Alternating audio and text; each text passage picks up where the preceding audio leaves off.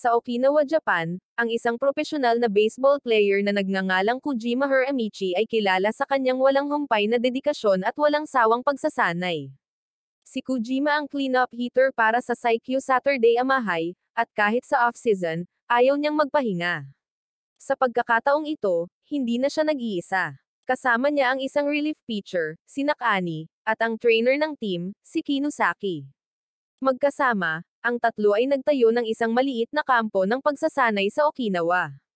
Mula noong una siyang sumali sa Lycans 21 taon na ang nakararaan, nagawa niyang makuha ang Rookie of the Year, naging leader sa 7 magkakaibang panahon ng RBI, at nanalo rin ng Home Run King title ng 5 beses kasama ng iba pang mga parangal.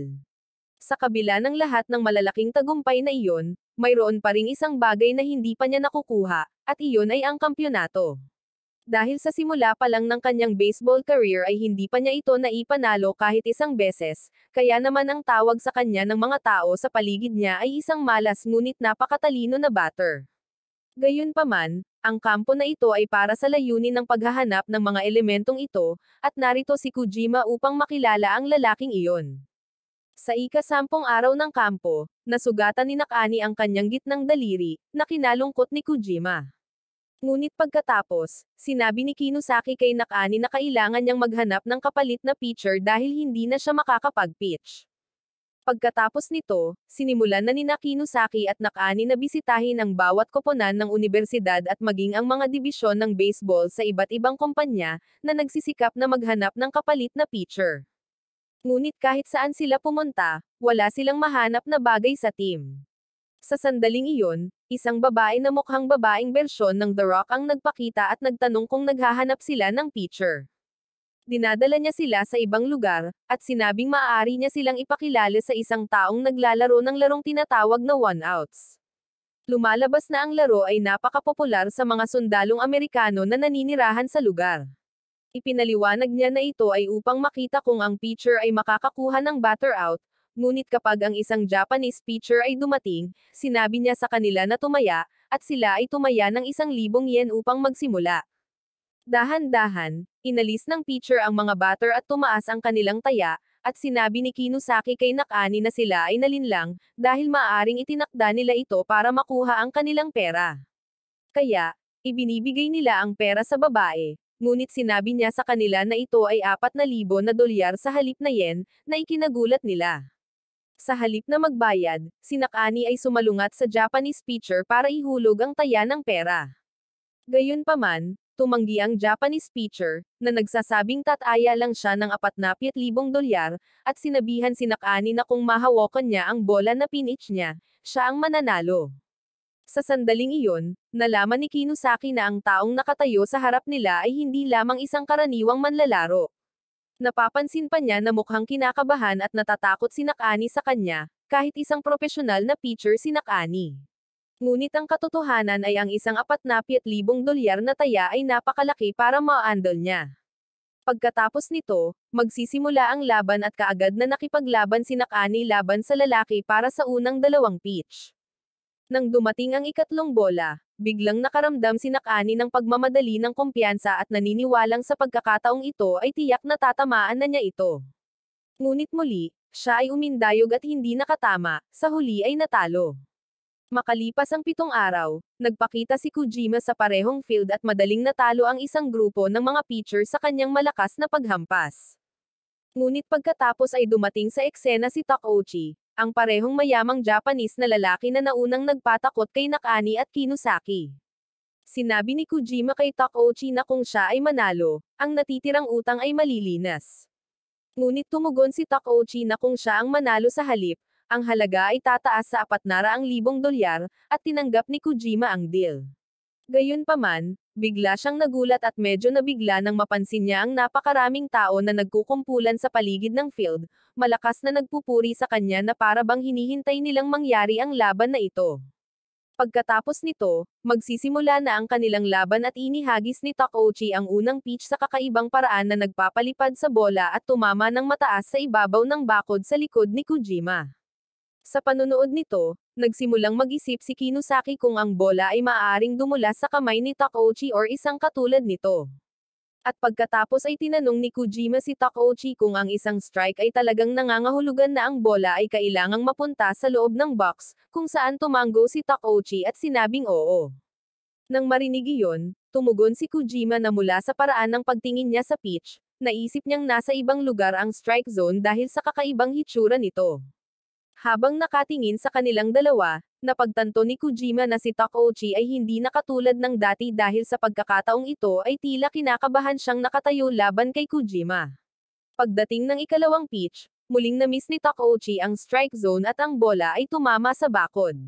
At sa pagkakataong ito, tinatawanan siya ni Kojima at biniro na dapat na lang siyang umuwi at magsanay pa. Matapos mag-aksaya ng isa pang pitch, sa wakas ay sinabi ni Takeuchi kay Kojima na ang mga susunod na ihahagis niya ay magiging mga tunay na pitch. Nang maghagis muli si Takeuchi, sumigaw si Kinosaki na ang bola ay masyadong mataas at dapat itong mabilang bilang isang ball. Ngunit sa halip na pabayaan ito, kusa itong inindayog ni Kojima at tinamaan ito. Kahit pa pinabayaan niya ito, siguradong ball iyon. Ipinaliwanag ng isa sa mga babaeng nanunood na ang dahilan kung bakit ginawa iyon ni Kojima ay dahil lahat ng tao sa karamihan ay naglagay ng kanilang taya kay Takeuchi. At para sa isang mapagmataas na hitter tulad ni Kojima, ang ganitong uri ng bagay ay ang pinakamalaking insulto na maaari niyang harapin. Pagkatapos nito, dumating ang ikalimang pitch at umindayog si Kojima at muling nataman ang bola. Ngunit ang babaeng nanonood ay nagpapaliwanag kay Kinosaki na si Kojima ay naging masyadong matigas ang ulo at hinahayaan ang bilang ng strike na lumala. Lumalabas na sa simula pa lang, ang tunay na plano ni Takeuchi ay i-drag ang mga bagay hanggang sa umabot ang bilang ng 3 ball at 2 strike bago gumawa ng kanyang hakbang upang manalo. Nang magsisimula na ang susunod na pitch, sinabi ng babae kay Kinosaki na ito ang magiging pinakamalakas at pinakamapanganib na pitch ni Takeuchi. Sa paghagis na iyon, ipinadala ni Takeuchi ang bola patungo kay Kojima, at ito ay gumagalaw ng dahan-dahan sa kanya, na nagpapaunawa kay Kojima na huli na talaga na ito ay isang slow ball. At ganoon din, si Takeuchi ay muling nanalo sa laban. Iniisip ng babae na ang tunay na dahilan ng pagkatalo ni Kojima sa laban ay dahil sa kanyang sariling kayabangan. Kalaunan ng gabing iyon, pagkatapos na tuluyang insultuhan ni Takeuchi, biglang nawala si Kojima nang walang sinasabi. Habang si Kinosaki ay nagtatapos sa paggugol ng oras kasama si Big Mama sa bar doon, tinanong niya siya kung talagang totoo na walang sino man ang nakatama sa mga pitch ni Takeuchi. At sinabi niya sa kanya na totoo ito at ipinaliwanag na kayang kontrolin ni Takeuchi ang isipan ng mga tao at paglaruan sila sa psikolohikal na paraan. Pagkatapos nito, si Kinosaki ay nakatanggap ng tawag sa telepono mula kay Nakani, na nagsabi sa kanya na si Kojima ay nakita sa isang lugar malapit sa mga bundok. Sinabi ni Kojima kay Kinosaki na muli niyang pinuntahan si Takeuchi, humiling ng isang rematch at inilagay ang kanyang buong profesional na karera sa baseball sa linya, na sinasabi na kapag natalo siya, hindi na siya muling maglalaro ng baseball, at kung matalo si Takeuchi, hindi na siya muling susugal sa baseball. Pagkatapos ay ginugugol ni Kojima ang lahat ng kanyang oras sa pagsasanay ng mag-isa sa kakahuyan sa kabundukan, sinusubukang tunay na matuklasan ang tunay na kahulugan ng kanyang mga kasanayan at kung sino siya bilang isang manlalaro. Pagkalipas ng ilang araw, bumalik ang lahat sa iisang baseball field, at lubos na determinado si Kinosaki na sa pagkakataong ito si Kojima ay mananalo sa laban. Pagkatapos nito, sa wakas ay magsisimula na ang laban at mabilis na nakatanggap si Kojima ng 2 strike laban sa kanya, na ginagawang tila sinasadya niya ito. Napansin ni Takeuchi kung ano ang sinusubukang gawin ni Kojima at ng iba pa at itinuro ito, na nagsasabi na ang kanyang kanang kamay ay nasugatan, ngunit siya ay mananalo pa rin sa laban na ito kahit na ano paman. Kilalang-kilala na ang isang top-level na batter ay palaging masasabi kung ang isang swing ay magreresulta sa isang hit or hindi, at alam ito ni Kojima gaya ng sinuman.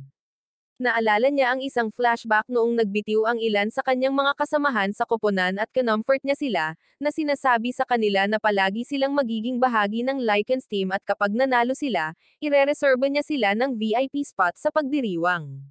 Sa kasalukuyan, naghagis si Takeuchi ng isang pitch na tumama sa siko ni Kojima, na nagpatambo sa kanya, ngunit lumalabas na ang bola ay binibilang bilang isang dead ball. Nagsisimulang mag-isip ang lahat sa karamihan kung sadyang hinayaan ni Kojima ang kanyang sarili na matamaan ng pitch. Pagkatapos ay bumaling si Kojima kay Takeuchi at tinanong kung nangangahulugan ito na nanalo siya sa pagkakataong ito. Ngunit sa sandaling iyon, nagpakita si Big Mama at sinabi sa kanila na hindi niya ginawa dahil nasa strike zone talaga ang bola. At sa Japan, kung ang isang batter ay not among ng isang pitch na nasa strike zone, ito ay binibilang bilang isang strike.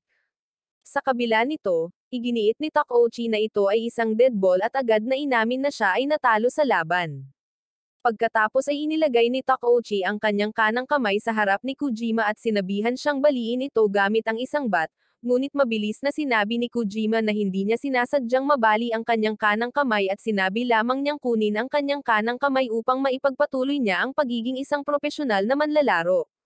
Kinabukasan, ang presidente ng grupong Saturday Ama, na nagmamay-ari ng Saikyu Saturday Ama Lichens, ay nakatanggap ng tawag sa telepono mula kay Kojima tungkol sa isang mahalagang bagay. Lumalabas na ang propesyonal na koponan ng baseball, ang Saikyu Saturday Ama Lichens, ay nanalo ng kanilang pinakaunang kampyonato sa serye sa Japan 20 taon na ang nakakaraan. At mula noong tagumpay na iyon, hindi na nila ito muling naipanalo. Samantala, sina Kojima at Takeuchi ay lumilipad patungong Kagoshima. At pagdating nila sa stadium, iniabot ni Kinusaki kay Kojima ang kanyang uniforme. Hindi ito gusto ni Kojima, tinawag itong old school, at ibinalik ito sa locker. Pagkatapos ay sinabi sa kanya ni Kinusaki na nakipag-usap na si Kojima sa may-ari ng team para makakuha ng espesyal na pahintulot na sumali sa squad. At sinabi rin niya na dapat pumunta si Kojima at pag-usapan ang kanyang sweldo sa may-ari. Gayunpaman, binabalaan siya ni Kinusaki na malamang na hindi masyadong mataas ang sahod dahil ang may-ari ang nagpapasya sa sweldo ng koponan batay sa kung gaano kumikita ang negosyo ng baseball. Pagkatapos nito, pumunta si Takeuchi upang makipagkita sa may-ari ng koponan ngunit hindi nagpapakita ng labis na paggalang sa panahon ng pulong, na ginagawang diretso sa punto ang may-ari. Sinabi ng may-ari kay Takeuchi na hindi siya ang uri ng manlalaro na hinahanap nila, kaya hindi sila maaaring mag-alok sa kanya ng regular na sweldo sa kontrata. Gayunpaman, gusto ng may-ari na makita kung ano talaga ang magagawa ni Takeuchi. At siya ay nagsimulang tumawa ng mapagtanto niya na si Takeuchi ay walang mga opisyal na record at mayroon lamang mga panalo sa mga larong baseball sa pagsusugal. Pagkatapos ay ipinaliwanag ni Takeuchi na hindi niya kailangan ng isang nakapirming sweldo sa lahat. Pero sa bawat batter na ilalabas niya, gusto niya ng 5 milyon yen. At kung naibigay niya ang isang home run, babayaran niya ang may-ari ng 50 milyong yen. Pagkatapos pag-isipan ito, ang may-ari ay nakakagulat na sumang-ayon sa hindi pangkaraniwang alok ni Takeuchi. Nang gabing iyon, nilalaro ng Saikyu Saturday Ama Lichens ang kanilang preseason game laban sa Kobe Blue Mars, at nagpa siya ang coach na ipadala si Takeuchi para mag-pitch sa susunod na inang, na sinasabi sa kanya na mag-warm up muna. Ngunit tumanggi si Takeuchi, sinabing hindi niya kailangang mag-warm up at mabisang makakapag-pitch anumang oras. Pagkaraan ng ilang sandali, may nagpaalam sa may-ari ng koponan na ang resulta ng preseason game ay tapos na, at ang Lichens ay nanalo ng 8-0. Ipinaliwanag din nila na si Takeuchi ay nagsimulang mag-pitch sa ikatlong inang at nagpatuloy hanggang sa ika-9, na ina-out ang bawat isa sa 21 batters na kanyang hinarap. Ibinigay pa ng lalaki sa may-ari ang isang tseke para sa pera na ipinadala ni Takeuchi na kinita niya sa pag-strikeout sa lahat. Kinabukasan, may isa pang laban at muli ay kinuha ni Takeuchi ang mound upang mag-pitch, ngunit ang lahat ay nagsimulang magtaka kung kailangan pa niya ng anumang pagsasanay. Tumanggi si Takeuchi na mag-warm up or magsanay sa kanyang mga pitch, at sa una ay iniisip ng mga tao na ang Lycan ay madaling mananalo dahil minamaliit nila siya. Sa sandaling iyon, ang panimulang pitcher para sa Fingers team, na isang Rookie of the Year na pinangalan ng Kawanaka, ay naghahadges ng mabilis na mga bola ng malapit sa 150 kilometers bawat oras at namamahala na ay strikeout ang bawat batter na kakaharapin niya. Nagpapatuloy ang laro nang walang nakapuntos ang alinman sa koponan, ngunit kalaunan ay bumalik si Takeuchi sa pitch at umiskor ng unang puntos para sa kanyang koponan. Sa sandaling iyon, napagtanto ng mga Fingers team na kaharap nila ang isang hindi kapani-paniwalang mahusay na kalaban. Sa pagtatapos ng mga laro sa preseason, ang taunang sweldo ni Takeuchi ay tumaas sa kahangahangang 270 milyong yen. Kinabukasan, ininterview ng isang reporter si Takeuchi dahil perpekto siyang nagpipitch sa bawat laro ng preseason, at tinanong niya ito kung dapat ba talaga siyang mag-ensayo ngayon sa halip na mag-aksaya ng oras sa paglalaro ng mga arcade game. Nakikita ng ibang mga miyembro ng Lycan si Takeuchi sa TV at nagagalit sa kanya dahil sa hindi pagpapakita sa alinman sa kanilang mga gawi. Ngunit nang tanungin siya ng reporter kung bakit sa palagay niya ay nanatili ang mga Lycan sa isang B-class na koponan sa nakalipas na ilang taon, mahinahon niyang sinagot na ito ay dahil ang koponan ay walang tunay na pakiramdam ng pagkaapurahan. Pagkatapos nito, magsisimula na ang pennant race at ang Lycan ay natatalo ng 11 sunod-sunod na laro mula mismo sa simula ng season, na hindi pinapayagan ng may-ari na si Saikawa si Takeuchi na mag-pitch sa isa sa mga larong iyon. Gayunpaman, ang may-ari ay hindi nakakaramdam ng sama ng loob dahil alam niyang ang koponan ay maaari pa ring magdala sa kanya ng kita kahit na natatalo, at lubos siyang naniniwala na sa sandaling bumalik si Kojima, ang koponan ay magsisimulang manalo muli. Tinanong siya ng assistant ng may-ari kung bakit hindi pa rin niya pinahihintulutan si Takeuchi na mag-pitch sa alinman sa mga laro, at sumagot ang may-ari na binibigyan lang nila ng mas maraming oras ang ibang mga team para pag-aralan at pag-isipan muna ang pitching ni Takeuchi. Lumalabas na ang may-ari ay talagang may ilang mga pawn na nagtatrabaho sa ilalim niya, kabilang ang mga tagapamahala, kawani ng pagbebenta, at halos lahat ng konektado sa koponan, at ang kanyang kontrol ay umabot pa sa ilang mga manlalaro mismo tulad ni Yoshida. Gayunpaman, nagpapatuloy ang laban at sa wakas ay dumating na ang oras para kunin ni Takeuchi ang mound. At sa sandaling siya ay lumabas, ang buong pulutong ay nagsimulang mag-cheer ng malakas. Iniisip ng batter sa plate na tiyak na maghahadges ng mabilis na bola si Takeuchi tulad ng ibinabala sa kanya ng kanyang manager. Ngunit sa halip, naghahatid si Takeuchi ng low ball. At kapag nakipag-ugnayan ang batter sa bola, sinadya ni Yoshida na hindi makuha ang bola. Nagpatuloy ang laro at sa sandaling muli, hinayaan ni Yoshida na hindi masalo ang isa pang catch, na naglalagay kay Takeuchi sa isang malubhang krisis sa field. Pagkatapos noon, dumiretso si Takeuchi kay Yoshida at hinarap siya, sinabihan siyang lumabas dahil hindi man lang siya kwalipikadong maging defender, at tumungo si Yoshida sa foul area. Dahil nabali ang kuko ng isa sa mga pitcher ng Lycan kanina, wala nang ibang magpipitch maliban kay Takeuchi. Sa pagkuha ng kontrol, sinimulan ni Takeuchi na tuyain ang Eagles, matapang na sinasabi na 8 lamang sa kanyang mga kasamahan sa koponan ang higit pa sa sapat upang mag-defend laban sa isang grupo ng mga talunan na tulad nila.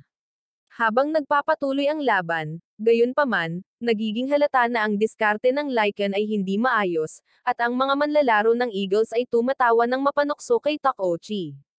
Sa sumunod na round, naghagis ng isa pang pitch si Takeuchi. Nakatama ang batter, ngunit gumawa si Imai ng malinis na catch at pina-out ang runner. Sa tuktok ng ikapitong inang, sa wakas ay sinimulan ng Lycans ang kanilang pagbabalik, na pinamamahala ang isara ang puwang sa 7 puntos lamang. Bilang tugon, dinala ng Eagles ang isa pang pitcher, si Ms. Ohashi, ang parehong maaasahang pitcher na nagligtas sa kanilang koponan ng hindi mabilang na beses sa nakaraang season. Tumaas ang tensyon habang nagpapatuloy ang laro at 5 batters na lang ang natitira para sa Lycans. Pagkatapos, sa pagsunod sa payo at mga tip ni Takeuchi, isa sa mga batter ang humarap at matagumpay na nakakonekta sa pitch ni Ms. Ohashi, na itinulak ang momentum pabalik sa mga Lycans. Ipinaliwanag ni Takeuchi sa lahat na orihinal na ginamit ni Ms. Ohashi na panatilihing bukas ang kanyang guwantes sa parehong paraan para sa parehong mga slider at fastball. Ngunit dahil sa mga salita ng catcher, hindi niya namamalayan na isinasara ang kanyang guwantes sa tuwing naghahadges siya ng slider. Dahil dito, nakakuha ng 6 na run ang Lycans sa inang at pinutol ang puwang sa 1 punto lamang, na ikinagalit ng may-ari. Sa galit, tinawag ng may-ari si Yoshida at inutusan siyang bumalik sa depensa at sirain ang matatag na pormasayon ng 8 manlalaro. Ibinalik si Yoshida sa inang na ito at gumawa ng isang mahusay na laro na nagel iligtas sa mga Lycans mula sa kanilang suliranin. Sa tuktok ng ika-9, nabigo ang Eagles na hawakan ang kanilang pangunguna. Nang si Yoshida ay lumapit sa bat, napansin niya ang mabagal na relay at nagmamadaling sa home base. Ligtas siyang nakaslide bago makarating ang bola sa plate. Ang may-ari na nanonood ay nagtataka kung ano ang ginagawa ni Yoshida habang ang lahat ay napapansin na ang ekspresyon ni Takeuchi ay medyo nag-iiba. Pagkatapos ng inang, lumingon si Takeuchi kay Yoshida at sinabing nagbago siya di tulad sa una, gaya ng magandang paglalaro kanina or ang pagtakbo ngayon lang sa base. Tinatanong niya kung talagang magiging okay ang may-ari dito. Napagtanto ni Yoshida na naisip na ni Takeuchi ang lahat, at ipinaliwanag niya na binigyan siya ng may-ari ng pera upang kusa siyang sumuko, ngunit nilinaw niya na hindi niya ito ginagawa dahil sa pera. Pagkatapos ay inamin niya na sumali si Takeuchi sa koponan ng walang anumang tunay na karanasan, ngunit pagkatapos noon, nagsimula siyang manalo sa bawat laro ng walang problema. Nagdulot ito sa kanya ng sama ng loob at selos. Sa huli, diretsyong sinabi ni Yoshida na inggit lang siya sa tagumpay ni Takeuchi, at naalala niya kung paano siya naging ace pitcher noon sa universidad na may magandang kinabukasan at may malaking tiwala sa sarili. Sa una, sumali si Yoshida sa mga Lycan bilang kanilang star player. Ngunit sa pagtatapos ng kanyang ikatlong taon, napipilitan siyang harapin ang isang mahirap na pagpipilian kung saan kailangan niyang maglagay ng talagang malakas na mga numero or kung hindi ay mauupo siya sa bench. Hindi nagtagal, isang cleanup hitter mula sa karibal na koponan ang lumapit kay Yoshida at sinabi sa kanya na kung magbabayad siya sa kanya ng 5 milyong yen, pagkatapos ay titiyakin niyang ang buong batting lineup ay patuloy na magmimiss. Pakiramdam ni Yoshida ay wala na siyang ibang pagpipilian, kaya sumabay siya sa alok at tinanggap ito. Katulad ng ipinangako ng hitter, kakaibang paraan ang paglalaro ng buong batting lineup ng kalaban, at dahil doon, napunta si Yoshida sa pinakaunang perpektong laro ng kanyang buong karera. Di nagtagal, nakipag-ugnayan si Yoshida sa may-ari, na nagpahayag na alam niyang may kaugnayan siya sa mga nakapirming resulta. Habang nag-iimbestiga siya kanina, sinabi ng may-ari kay Yoshida na kailangan niyang sundin ang kanyang mga utos kung gusto niyang maglaro ng propesyonal na baseball sa hinaharap. At sa kasalukuyan, tinanong siya ni Takeuchi kung iyon ba talaga ang dahilan kung bakit pinili niyang ipagkanulo ang lahat. Pagkatapos nito, nagpapatuloy ang laro at tumawag si Takeuchi ng timeout bago bumalik sa dugout. Nang dumating ang susunod na batter, inihagis ni Takeuchi ang bola ng napakalakas na tinamaan nito ang batter sa ulo, na nagpatambo sa kanya sa lupa. Pagkatapos na mangyari ito, ang mga manlalaro mula sa magkabilang koponan ay sumugod sa field at biglang sumiklab ang isang labanan. At dahil sa kaguluhan, naalis si Takeuchi sa laro. Matapos mangyari ang lahat, si Yoshida ang lumakad papunta sa pitcher at kinuha ang lugar na naiwang bukas. At kapag ginawa niya iyon, sa wakas ay natapos ang laro kung saan nanalo ang mga Lycan sa laban. Dahil sa nangyari, nagdagdag na ngayon si Saikawa ng 4 pang panuntunan sa kontrata. At ang unang tuntunin ay kailangang laging makinig si Takeuchi sa manager. Habang ang pangalawang panuntunan ay ang lahat ng mga runs ay dapat lamang may score kapag si Takeuchi ang nag-pitch. Ang pangatlong panuntunan ay nagsasabi na ang perang mababayaran sa kanya ay magbabago batay sa kung gaano kalaki or kahalaga ang laro. At ang pang-apat na panuntunan ay ang deal na ito ay maaari lamang malaman at panatilihing lihim sa pagitan lamang ng 4 na tao at wala ng iba. Pagkatapos nito, magsisimula na ang susunod na laro para sa Lycans at biglang hinayaan lang ni Takeuchi ang unang 2 batters kaagad, na nagpapaniwala sa lahat na ay strikeout lang niya ang susunod na 3 sunod-sunod na batters gaya ng karaniwan niyang ginagawa. Ang kanilang kalaban sa pagkakataong ito ay ang Marines team, at ang isa sa mga manlalaro sa kanilang panig ay patuloy na nag-iisip tungkol sa kung paano kilala si Takeuchi sa walang iba kundi mga fastballs. Di nagtagal, naghanda si Takeuchi at inihagis ang bola, at ang home umpires ay aktwal na namamahala upang kumonekta at tinamaan ito, na dinadala ang bilang sa 3-2. Pagkatapos noon, ang batter na pinangalan ng Tomas ay patuloy na nagfa-fall ng ilang sunod-sunod na pitch, na iniunat ang at-bat hanggang sa 8 pitch bago na pagdesisyonan ang anumang bagay. Ang may dilaw na buhok na Marine player ay nagpapaliwanag sa kanyang mga kasamahan sa koponan na si Tomas ay sadyang hinayaan si Takeuchi na maghagis ng 8 pitch para maingat niyang pag-aralan, at inalyze siya bilang isang unang beses na kalaban. Pagkatapos noon, magsisimula na ang ika-9 na pitch at ini-strike ni Takeuchi si Tomas gamit ang isang bola lang, na nag-iwan sa lahat sa pagkabigla at hindi makapaniwala. Di nagtagal, ang isa pang batter na nagngangalang Brooklyn ay humakbang sa plate, At bagamat nataman niya ang pinakaunang pitch ng walang gaanong problema, na-out pa rin siya kaagad. Sa wakas, ang ikalimang batter, si Takami, ay pumunta sa plate, at siya ay kilala bilang ang pinakamalakas na hitter sa kanilang koponan dahil siya ang may pinakamataas na marka sa lahat ng mga manlalaro. Kapag inihagis ni Takouchi ang bola, ito ay nauwi sa tinatawag na strike dahil bigla siyang nagpadala ng isa diretso sa gitna ng plate. Mabilis na napagtanto ni Takami na napansin na ni Takouchi na gusto niyang obserbahan ang pinakaunang pitch. Kaya naman, sinadya ni Takouchi na ihagis ang isa sa gitna para lang linlangan siya. Habang nagpapatuloy ang atbat, maingat na pinag-aaralan at sinusuri ni Takami ang paraan ng paggalaw ng mga pitch ni Takouchi, sinusubukang alamin ang kanyang pattern. At sa oras na dumating ang ikatlong pitch, naiintindihan niya na ang layunin ni Takouchi ay tapusin siya at i-out siya. Sa huli, ini-strikeout ni Takouchi si Takami at pinabalik siya sa bench. Maya-maya, nakipag-usap si Takami sa kanyang mga kasamahan sa koponan at ipinaliwanag na si Takouchi ay may pambihirang kakayahan upang aktwal na kontrolin ang bilang ng mga pag-ikot sa kanyang fastball. At kasabay nito, itinuturo ng kanilang coach na ang kanilang kinakaharap ay simpleng fastball na low spin lang. Pagkatapos nito, ang susunod na round ay magsisimula na si Takouchi ay nakatayo pa rin ng malakas sa mound, at mabilis niyang nagawang mag-strikeout ng isa pang batter nang walang gaanong problema. Sunod-sunod, ang bawat miyembro ng Marines ay patuloy na na-strikeout dahil sa malakas na pag-pitch ni Takouchi. At hindi nagtagal, turn na ng Marines na mag-pitch at umatake muli sa tuktok ng ikawalong inang. Magsisimula ang susunod na round sa malakas na pagsasabi ng announcer na 2 out na lang ngayon si Takouchi mula sa pagkumpleto ng isang no-hits, no-runs game, na nagpapataas ng tensyon para sa lahat ng nanunood. Pagkatapos ay sinabihan ni Takami ang kanyang mga kasamahan sa koponan na ihinto ang pag-aalala tungkol sa mababang fastball at sa halip ay tumuon lamang sa paghampas sa mga regular na fastball na ibinabato ni Takouchi. Kahit na sa planong iyon, humakbang si Yamakawa at nakakagulat na nataman ang isa sa mga pitch ni Takouchi. At pagkatapos nito, ang mga Marines ay patuloy na naglalaro ng ball ng paulit-ulit. Pasulong sa ika-9 na inang, si Takami ay lumapit sa bat at si Takami mismo ay hindi nagpakita ng anumang senyales ng pressure habang siya ay naghahanda. Nang dumating ang ikatlong pitch ng atbat, mabilis na napagtanto ni Takouchi na ang isang ito ay dapat na madaling tamaan.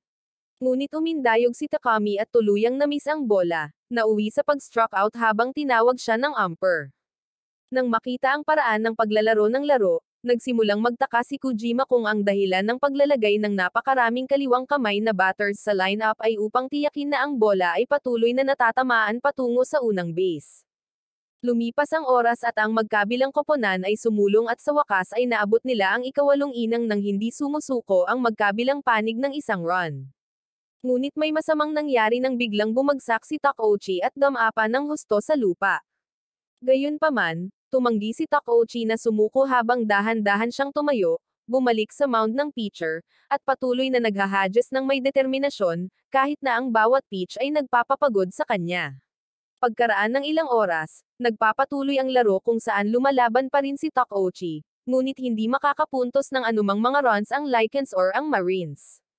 At dahil doon, ang laban ay napipilitang pumasok sa mga dagdag na inang. Pagkatapos noon, nagpa siya ang mga Lycans na palitan ang batting order at ang unang batter Kondo ay pinalitan ni Kojima, na lumabas na nakasuot ng number 9 jersey. Sa sandaling makita siya ng mga tao na tumuntong sa field, hindi nila mapigilan ang kanilang pananabik at magsaya ng malakas, kahit na hindi pa nakakalaro si Kojima sa season na ito dahil sa pinsalang natamo niya sa kanyang kanang siko noong off-season. Kasabay nito, gumawa din ng pagbabago ang Marines sa pamamagitan ng pagdadala ng isang kaliwang kamay na relief pitcher na nagngangalang Tomo Saka upang harapin siya. Nang maghanda si Kojima, sinimulan siyang kutsain ni Takouchi at tumawa, na sinasabi sa kanya na dapat na siyang magretiro na. Ngunit bago hamampas, binalaan din siya ni Takouchi na ang unang pitch ay magiging panlabas na fastball, at nilinaw niya na ang isang pitch na ito ang tanging pagkakataon ni Kojima na manalo sa laban. Pagkatapos nito, humakbang si Kojima sa field na handang harapin ang pitch. At inihagis ni Tomo Saka ang bola, ngunit si Kojima ay umindayog ng buong lakas at perpektong kumonekta sa labas ng fastball, pinalipad ito ng mataas habang umiskor siya sa isang home run. Hanggang sa puntong ito ng season, ang sweldo ni Takeuchi ay tumaas na sa mahigit 700 milyong yen. Gayunpaman, sa kabila ng malaking halagang iyon, nagpa siya ang may-ari na taasan ang kanyang kontrata ng 20 beses para sa susunod na laro na magaganap bukas. Bumalik sa kasalukuyang laban, muling naglakad si Takeuchi pabalik sa field para mag-pitch. At sa sandaling makita ng lahat ang hitsura sa kanyang mga mata at ang paraan ng pagdadala niya sa sarili, napagtanto nila na hindi ito ang parehong normal na Takeuchi na pinapanood nila noon. Susunod, naging turn ni Takami sa bat. At sa pagkakataong ito ay nagawa niyang tamaan ng malinis ang bola, na ipinadala ito ng diretso sa labas ng parke para sa isang home run, na naging dahilan upang sa wakas ay isuko ni Takeuchi ang kanyang unang home run pagkatapos ng 47 buong inang nang hindi pinapayagan ang anuman. Hindi nagtagal, napag-alaman na ang taunang sweldo ni Takeuchi ay talagang bumaba sa negatibong 65 milyong yen, na nagpapakita kung gaano kahirap ang nangyari. Habang nagpapatuloy ang laro, pabigat ang pressure kay Takeuchi, at sa unang 3 inang pa lang, namimigay siya ng kabuuang 14 na run. Nang maglaon, inihayag ni Takeuchi na ang mga Marines ay talagang nahulog sa kanyang bitag dahil sa kanilang pagmamadali sa pag-score ng sunod-sunod na runs, sila ay naging pabaya at labis na kumpiyansa. Pagkatapos nito, inihagis ni Takeuchi ang bola at tinawag itong ball ng 3 sunod-sunod na beses at hindi pa rin ito matamaan ng batter. Kaya, ang lahat ay nagsisimulang mapansin na si Takeuchi ay nag-aaksaya lamang ng oras. Pagkatapos, ang batter ay lumabas sa box upang umindayog sa bola, ngunit nilalabag nito ang panuntunan. Kaya, kapag ang bola ay bumaba sa patas na teritoryo, hindi ito binibilang. Pagkatapos nito, isa pang batter ang dumating at si Takeuchi ay patuloy na naghahadges ng mga bulk ball, na siyang mga pitch na nahuhulog sa lupa bago maabot ang plate. Ang susunod na batter pagkatapos ay lumipat ng mga lugar sa kabaligtaran na box at si Takami ay mabilis na sinabi sa umpire na kung ang isang batter ay lumipat sa gilid pagkatapos na ang pitcher ay nagsimula na sa kanyang paglipat, kung gayon ayon sa mga patakaran, ang batter na iyon ay dapat na maalis. Nang makita kung ano ang nangyayari, nagpa siya si Takeuchi na subukan ang isang pitch nang hindi man lang nakatapak sa goma at ito ay tinatawag na ball kaagad dahil ang pitch ay lumalabag sa mga patakaran. Patuloy na ginagamit ni Takeuchi ang kakaibang diskarte na ito ng paulit-ulit, at sa lalong madaling panahon ang mga Marines ay walang ideya kung paano tumugon or kung ano ang dapat nilang gawin. Sa wakas, turn na ng Marines na mag-pitch at sinabi ni Takeuchi sa kanyang mga kasamahan sa koponan na dapat silang maka-score ng 16 na runs ngayong inang. Pagkatapos nito, kinuha ni Kira ang mound bilang pitcher at hanggang ngayon ay hindi niya pinahintulutan ang mga Lycan na maka-score ng isang solong run. Ngunit sa pagkakataong ito, hindi na nagsasagawa ng warm-up or practice throws si Kira. Nagmamadali lang siya sa laro at lumalabas na hindi man lang siya makapag-pitch ng tamang strike dahil may 16 points pa rin ang Marines habang 0 ang Lycans. Ngunit ang laro ay nasa ilalim pa rin ng kontrol ng Lycan. Samantala, napansin ni Kojima na gumuho ang pitcher dahil may time restraint at nang walang paghahagis ng practice pitch, hindi niya napansin ang sangkahan sa lupa. Sa huli, nakakuha si Kira ng 2 outs sa inang. Naka-score ang kanyang kalaban ng 6 na run. Gayunpaman, lumalakas ang ulan at ngayon ang batter ay si Fujita at napagtanto ni Takeuchi na ang pitcher ay napipilitang mag-pitch sa ilalim ng mga hindi kanais-nais na kondisyon sa laro at nagpa-score siya ng 10 run. Pagkatapos, si Kira ay naghagis ng bulk ball at ngayon ang score ay 16-11 at ang runner sa una ay umabant din sa pangalawa.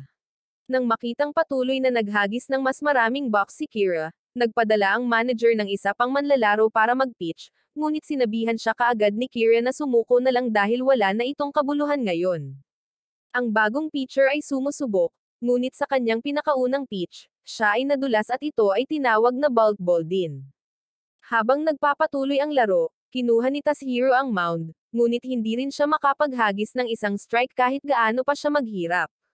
Pagkatapos nito, isa pang batter mula sa Lycans ang humakbang sa plate at umindayog siya sa isang fastball na binalaan na siya ni Takeuchi noon pa man, at ang tama ay lumipad palabas ng parke para sa isang home run. Sa pag-indayog na iyon, ang parehong mga koponan ay nagtatapos sa parehong bilang ng mga runs at nagpa siya ang umpire na mag-time sa laro. Pagkatapos noon, tuloy-tuloy na ang laban at sinimulan na ni Kira na sigawan ang mga kasamahan dahil hinahayaan nilang magpatuloy ang laro kahit na masama ang panahon. Ngunit ipinaliwanag ng mga manggagawa na sumusunod lamang sila sa mga utos ni Saikyo, ang may-ari na siya ring sponsor ng larong ito. Kasabay nito, ang sekretarya ni Saikyo ay gumawa ng isang lihim na tawag sa telepono kay Takeuchi at tahimik na nagtanong sa kanya kung ano ang plano niya para sa laban na ito. At sumagot si Takeuchi nang may kumpiyansa na mananalo siya sa laro at gagawing mahalaga ang bawat bahagi nito.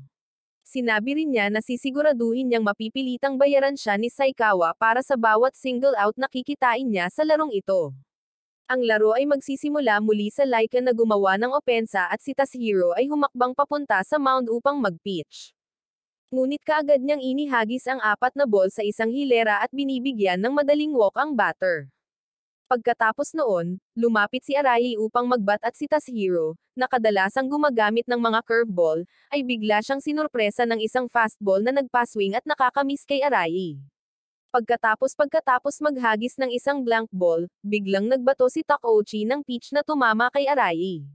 At habang nagpapanggap na hindi sinasadya, tahimik niyang sinabi kay Arai kung ano ang susunod na pitch. Sa sandaling magsimula ang susunod na pitch, naghanda si Arai at namamahala upang kumonekta sa curveball, pinalipad ito at pinahihintulutan siyang makapuntos. Habang nagpapatuloy ang laro, umabot ito sa ika-5 inang, na malamang na ang huling pagkakataon ng Marines na maka-offensiba. Ngunit ang malakas na ulan ay patuloy na lumalala, at karamihan sa mga puntos sa ngayon ay nai-score dahil ang mga pitcher ay nasa malaking dahado sa basang panahon. Nang magsimulang maghanda ang mga Marines sa paghampas, kinukutya sila ni Takeuchi sa pagsasabing mahina sila kaya hindi man lang sila makahawak sa 16 lead run. Idinagdag din niya na plano niyang i-stretch ang laro ng kusa hanggang sa tuluyang mabago ng sponsor ang kanilang desisyon at ihinto ang laban, at pagkatapos ay lumakad siya palayo. Pagkatapos nito, ang laro ay patuloy na nagpapatuloy kay Takami na umaakyat sa bat at si Takeuchi ay naghagis ng isang fastball na halos hindi nakapasok sa loob ng sulok ng strike zone. Pagkatapos ay patuloy na ibinabato ni Takeuchi ang ilang magkakasunod na bola at si Takami ay hindi makagawa ng kahit isang malinis na hampas. At sa isang pagkakataon na mag-swing siya, nauwi lang sa foul ball. Sa lalong madaling panahon, nalaman ni Takami na sinadya talaga itong ginagawa ni Takeuchi para lang magpakitang gilas at magmukhang kaya niyang kontrolin ang mga pitch gayunpaman ang gusto niya. Sa dulo, inihagis ni Takeuchi ang isang mababang spin ng ball na nanlinlang kay Takami sa pag-indayog, at tuluyan niya itong na-miss. Matapos ay strikeout at talunin ang halos lahat ng manlalaro sa panig ng Marines, lumingon si Takeuchi sa kanilang coach at sinabing masyadong mapuwersa ang kanyang estilo ng coaching ngayon. Ngunit nang subukan ng coach na humingi ng tawad sa kanyang sariling mga manlalaro, hindi sila nasiyahan at tumanggi na tanggapin ito. Nadismaya ang coach at tinanong si Takeuchi kung ano ang dapat niyang gawin, at mahinahong sinabi sa kanya ni Takeuchi na ang pinakamahusay na pagpipilian ay i-forfeit ang laro. Matapos marinig ito, ang may-ari kasama ang kanyang assistant ay nagsimulang mag-isip na sila ay ganap na nalinlang ni Takeuchi, at napagtanto nila na kung ang lahat ng mga personal na record mula sa laro ay mabubura, kung gayon ang bawat isang kinita na run na nakolekta ni Takeuchi ay mawawala rin. Sa kabilang panig, ang coach sa wakas ay gumawa ng desisyon na i-forfeit ang laban. At ang pagkilos na ito ay nagiging sanhi ng pagsabog ng may-ari sa galit.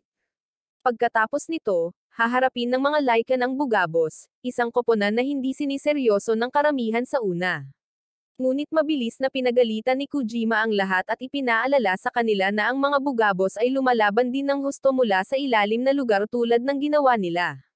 At ngayon iba na ang mga pangyayari dahil ngayong taon ay pinamumunuan sila ni Manager Shiruka. Si Shiruka ay kilala sa pagkakaroon ng napakatalino at tactical na paraan ng pamamahala ng mga laro, at madalas siyang tinatawag ng mga tao na si Shiruka ang strategist. Siya ay may kasaysayan ng paggabay sa ilang mahihinang koponan hanggang sa mga kampyonato. At sa ilalim ng kanyang pamumuno ngayong season, ang Bugabos ay umakyat na sa ranggo at napunta sa ikatlong pwesto sa standing. Mamaya sa gabing iyon, ang laro ay magsisimula kay Kajiwara na magpipitch para sa Lycans habang si Katsurogi ay kumuha ng mound para sa Bugabos. Sa simula pa lang, naging maingat ang mga Lycan at nagsimulang bigyang pansin ang bawat galaw na ginagawa ng manager na si Shiruka. At pagdating ng 5th inning, nangunguna na ang mga bugabos. Pagkatapos nito, pinalitan si Kajiwara bilang pitcher at pinalitan ni Takeuchi, at ipinahayag na ito ay talagang bahagi ng plano ng may-ari sa lahat ng panahon. Kasabay nito, hindi inaasahan ni Manager Shiruka na makakaharap niya si Takeuchi sa 3 sunod na laro. Kaya, nagpasya siya at ang kanyang koponan na maingat na panuurin at pag-aralan ang bawat kilos na gagawin ni Takeuchi. Pagkatapos nito, nagsimulang magbigay si Shiruka ng ilang mga senadoryas ng kamay sa mga miyembro ng kanyang koponan. At ang mga manlalaro sa Lycans ay nagsisimulang magtaka kung ang mga senadoryas na iyon ay talagang sinadya upang mag-order ng isang squeeze play. Dahil dito, sinabi ni Takeuchi sa kanyang mga kasamahan sa koponan na kahit anong uri ng diskarte ang subukang gamitin ng mga kalaban, ang tanging layunin lamang nila ay ang i-strike out ang mga batters at tapusin ang inang ng mabilis hanggat maaari. Pagkatapos na sabihin ito, nagsimulang mag-pitch si Takeuchi na parang baliw at nagawang mag-strike out ng 2 batters nang magkasunod nang hindi binibigyan sila ng anumang tunay na pagkakataon. Kapag ang laro ay umabot sa tuktok ng ika-6 na inang, ang mga Lycan ay tumaas ng 3 at bumaba ng 3 sa opensa. At pagkatapos ang koponan ay gumawa ng isang nakakagulat na hakbang sa pamamagitan ng paghila kay Takeuchi mula sa mound, at paglalagay sa kanya ng hindi inaasahan bilang isang infielder sa halip. Pagkatapos ay biglang nagpadala si Manager Shiruka ng isang bagong manlalaro na nagngangalang Johnson, na kilala sa pagiging napakabilis na runner. At lahat ng tao sa stadium ay nagsimulang magtaka kung sino ba talaga ang misteryosong lalaki na ito at kung bakit nagpa siya ang manager na palabasin siya ng biglaan ng walang babala. Sa sandaling ihagis ng pitcher ang bola, tumakbo si Johnson ng buong bilis na parang baliw. At sa kanyang hindi kapani-paniwalang bilis, nagawa niyang mag-steal ng home run at maka-score ng isang run. Lumalabas na ang Lycans ay natalo sa unang laro dahil sa isang steal na home run ng isang dayuhang manlalaro na nagngangalang Johnson, at ang buong koponan ng Lycans ay talagang nasaraan ng loob. Nang makita ito, pumasok si Kojima at hinihikayat sila sa pagsasabing ang tanging dahilan kung bakit sila nabigo ay dahil wala silang anumang data or impormasyon tungkol kay Johnson noon pa man. Biglang lumabas si Shiruka sa telebisyon at nagsimulang magbahagi ng mga detalye tungkol kay Johnson, na nagpapaliwanag na hindi siya orihinal na manlalaro ng baseball, ngunit talagang naging isang atleta ng track at field sa nakaraan. Sa susunod na araw, magsisimula ang pangalawang laban sa pagitan ng mga Lycan at ng Bugabos. Sa pagkakataong ito ay kinuha ni Kinoshita ang mound bilang panimulang pitcher para sa mga Lycan. Samantala, tinanong siya ng isa sa mga miyembro ng koponan ni Shiruka kung saan niya unang natuklasan si Johnson. At ipinaliwanag ni Shiruka na mga 3 taon na ang nakararaan, naglakbay siya sa Estados Unidos upang panuurin ang 100-meter track at field championship ng mga lalaki. Sa karera na iyon, ang lahat ng atensyon mula sa karamihan ng tao at ng media ay nasa isang runner na tinawag na pinakamabilis na tao sa mundo. Ngunit ang mga mata ni Shiruka ay wala sa kanya. Sa halip, binigyang pansin niya ang Manan Akbo na tumapos lamang sa ika-5 sa semifinal at hindi man lang nakapasok sa final round. Sinabi ni Shiruka na ang lalaking ito ay hindi ang pinakamabilis sa buong 100 meters, ngunit siya talaga ang pinakamabilis na sprinter sa unang 30 meters, na ginawa sa mga mata ni Shiruka bilang pinakamabilis na base runner sa buong mundo.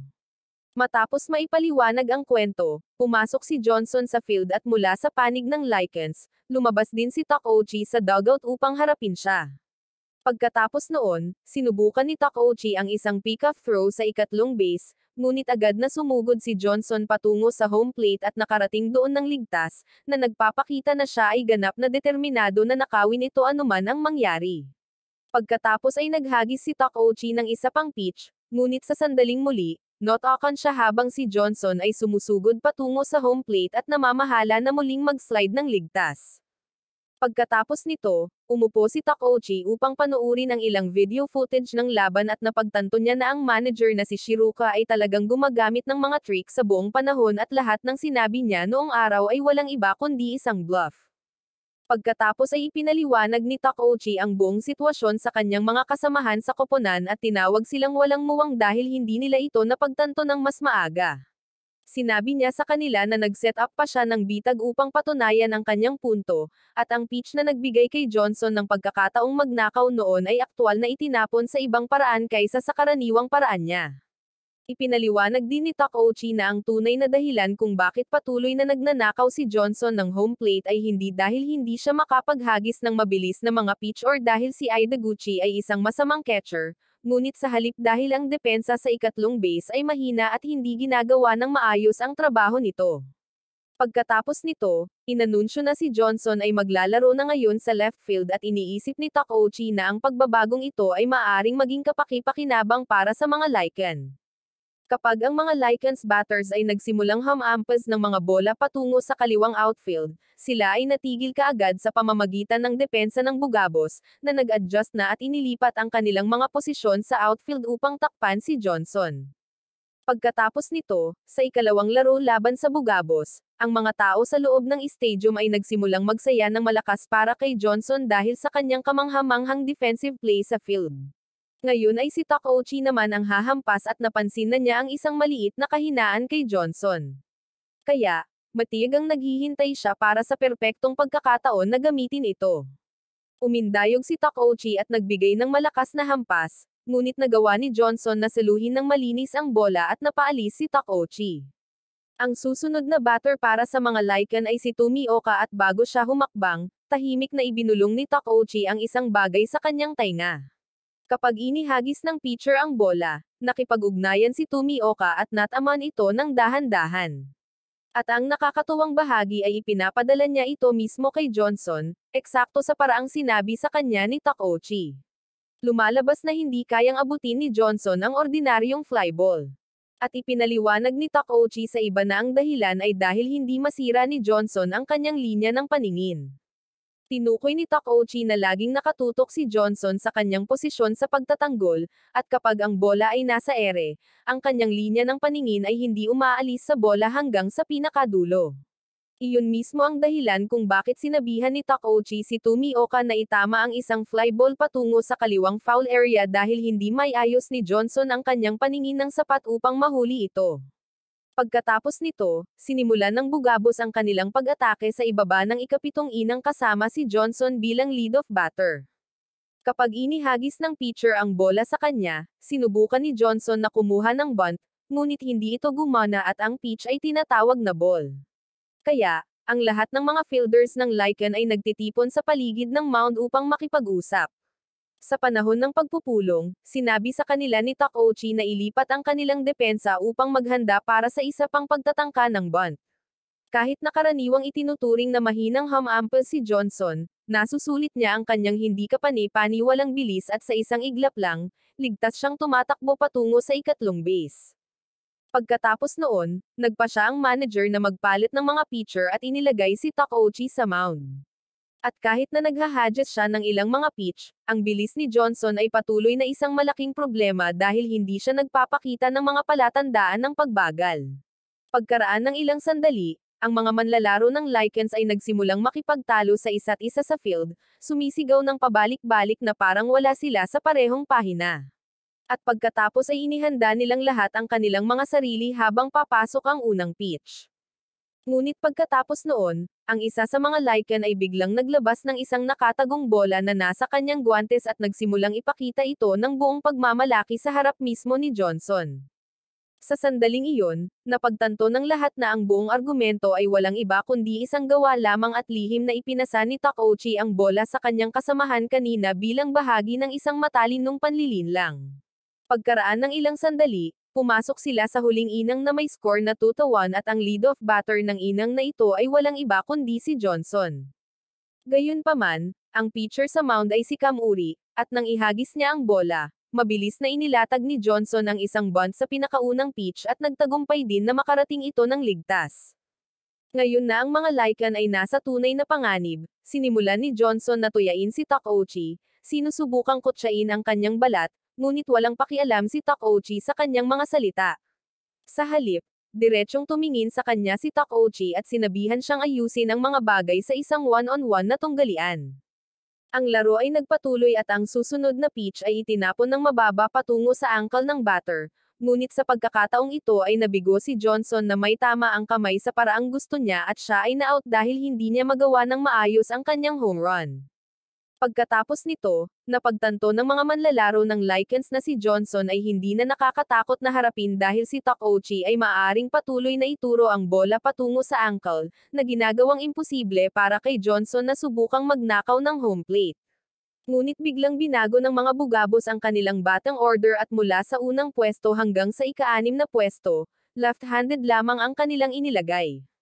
May napansin si Idaguchi na kakaiba tungkol dito at nagtataka kung bakit si Kat na talagang mahusay na pumalo sa laro kahapon, ay ibinaba mula sa ika-3 pwesto pababa sa ika-7 posisyon. Pagkatapos ay dumating si Kojima at ipinaliwanag sa iba na ang dahilan para sa paglipat na ito ay simple. Dahil para suportahan ang mga dula ni Johnson, pinalitan nila ang halos buong lineup nila sa mga left-handed batters.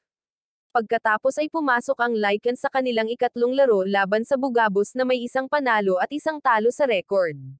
At ang unang inang ay nagsisimula sa mga Lycans na aatake, ngunit ang kanilang unang 3 batters ay mabilis na na-out nang hindi nagkakaroon ng pagkakataon na bumuo ng momentum. Nang humakbang si Johnson sa plate, naglatag siya ng bunt at mabilis na sumugod, na nakarating sa base ng ligtas ng madali. Pagkatapos nito, lumalabas ang isa pang batter ng Bugabos at nagtagumpay din na makatama. At humahantong ito sa pagnanakaw ni Johnson ng isa pang base, na ginagawa itong ika-8 beses na nanakaw niya sa 3 larong ito. Nang makitang lumalala ang sitwasyon, nagpa siya ang manager na magpalit ng mga pitcher at dinala si Takeuchi sa mound. Pagkatapos ay pinagtatawanan ni Takeuchi si Ken Ochi, ang batter mula sa kalaban na koponan, at sinabi sa kanya na kahit na sumubok siya ng bunt or foul, wala itong silbi laban sa kanya. Pagkatapos nito, si Ken Ochi ay talagang pumupunta para sa isang squeeze bunt, ngunit ang bola ay bumagsak mismo sa gitna, at mabilis itong hinawakan ni Takeuchi at pinalabas siya. Nang makitang hindi gumagana ang kanilang plano, nagpa siya si Shiruka na kailangan nilang baguhin ang kanilang diskarte para sa pag-atake dahil naniniwala siyang patuloy na tatakbo si Johnson anuman ang mangyari.